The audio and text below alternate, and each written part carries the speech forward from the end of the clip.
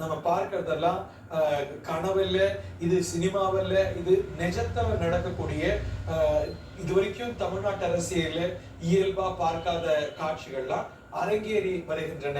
நம் கண்முன்னே வரலாறு அரங்கேறி கொண்டிருக்கிறது. இந்த காட்சிகள் எல்லாம் இன்றைய செய்தி நாளைய வரலாறாக journalism is the first draft of history என்பது போல இன்னைக்கு ஒரு டிராஃப்டாக நம்ம பார்க்கக்கூடிய காட்சிகள் எல்லாம் நாளைக்கு சரித்திர புத்தகத்துல, ஹிஸ்டாரிக்கல் ஆர்கைவ்ஸ்ல, வீடியோ டேப்ஸ்ல, இன்னும் கூட தந்தி டிவியில வரக்கூடிய நாட்கள்ல செய்திகளாக நம்ம வந்து ஃபைல் விஷுவல்ஸாக நீங்க அடிக்கடி பார்க்கக்கூடிய நிகழ்வாக அரங்கேறும். இதெல்லாம் இயல்பா தமிழ்நாட்டு அரசியல்ல நடக்கக்கூடிய விஷயமே இல்லையா? இல்லையா நேர்களே?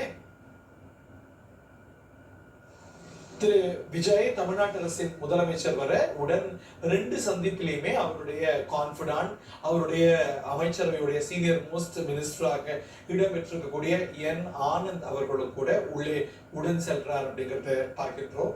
முதலமைச்சர் விஜய் முன்னாள் முதலமைச்சருடனான சந்திப்புல திரு உதய் அவர்களும் எதிர்கட்சி தலைவரா வரக்கூடிய 5 ஆண்டுகள்ல செயல்படக்கூடிய விஜய் வெர்சஸ் உதய் இப்படித்தான் அரசியல் எதிர்நோக்கப்பட்டது, அதை நோக்கி தான் போகும் அப்படின்னு கருதப்பட்டது. சட்டமன்றத்துல அப்படித்தான் அரசியல் உருவாகி இருக்கிறது அப்படிங்கிறத பார்க்கின்றோம். அவங்களுக்கு இடையே என்ன எண்ணம் இருந்தாலும் இன்னைக்கு அது பனி போல கரைந்து போயிருக்கும் அப்படிங்கிறதுல மாற்று கருத்து இல்லை. திரு வைகோ அவர்கள் உங்களுக்கு நினைவுக்கு இருக்கும், தேர்தல் முடிவுகள் வரத்துக்கு 2 நாட்களுக்கு முன்னாலேயே அவர் எவ்வளவு ஒரு மூத்தவர், அவர் எப்படி மக்கள் மனநிலையை உணர்ந்திருக்கிறார் அப்படிங்கிறத நம்ம பார்க்கணும். இந்த அரசியல் அனுபவம், அதனுடைய ஆழம் அகலமும் கூட அதற்கு இருக்கிற வெயிட்டேஜை பார்க்கணும். ஒரே ஒரு எக்ஸிட் போல் மட்டும்தான் திரு விஜய் அவர்கள் ஆட்சிக்கு வர வாய்ப்பு இருக்கு அப்படின்னு சொல்லியது.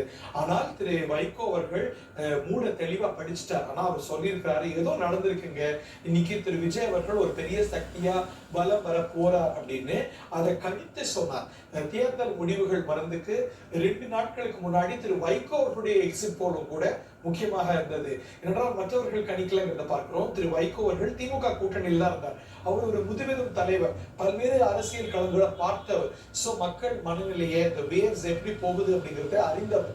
அவருடைய ஆழ அனுபவம், அவருடைய அரசியல் வெற்றி தோல்விகள் அவருக்கு கொடுத்திருக்கக்கூடிய பாடம் அப்படிங்கிறது ரொம்ப நிறைய. அந்த அனுபவத்தின் அடிப்படையில திரு வைகோ அவர்கள் ஒரு பேட்டி கொடுத்தார். ரொம்ப தெளிவா சொன்னார். எப்ப பேட்டி கொடுத்தார்? தேர்தல் முடிவுகள் ஞாயிற்றுக்கிழமை தான் திங்கக்கிழமை வருது.